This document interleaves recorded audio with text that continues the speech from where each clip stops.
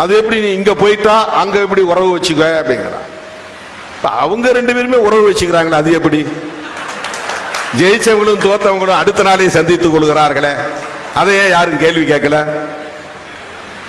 தீய சக்தின்னு சொன்னார் இல்லையா? இப்ப தீய சக்தின்னு சொன்னவர் எப்படி அவரை போய் தீய சக்தியை பார்க்கலாம் அப்படின்னு யாராவது விவாதம் நடத்தினாங்களா? அதுல என்ன அரசியல்?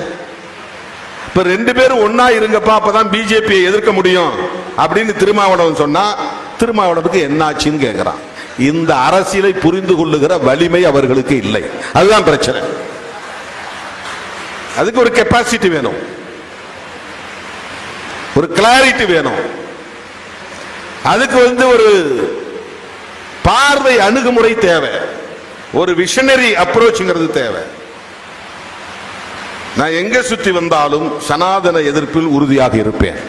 நான் எங்க சுத்தி வந்தாலும் சனாதன சக்திகளை அம்பலப்படுத்துவதில் உறுதியாக இருப்பேன். நான் எங்கே சுற்றி வந்தாலும் தமிழ்நாட்டுக்குள் பிஜேபி வலிமை பெற்று விடக்கூடாது, RSS காலுண்டு விடக்கூடாது. அதுதான் என்னுடைய கவலை.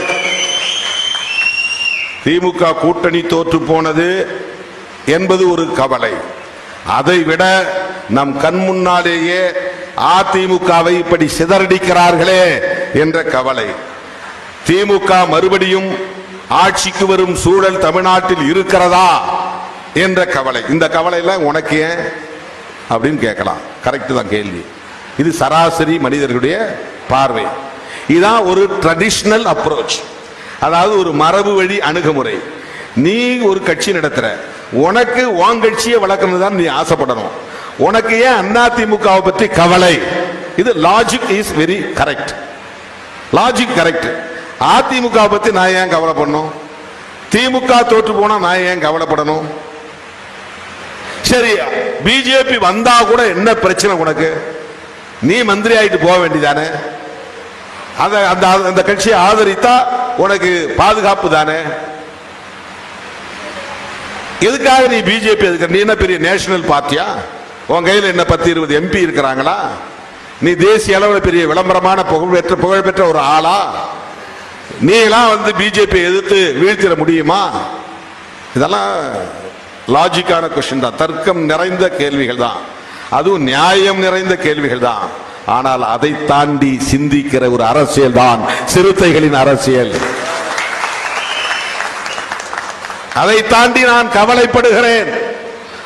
திராவிட அரசியலுக்கு முற்றுப்புள்ளி வைக்க வேண்டும் என்று பெரியார் காலத்தில் இருந்து தொடர்ச்சியான முயற்சிகள்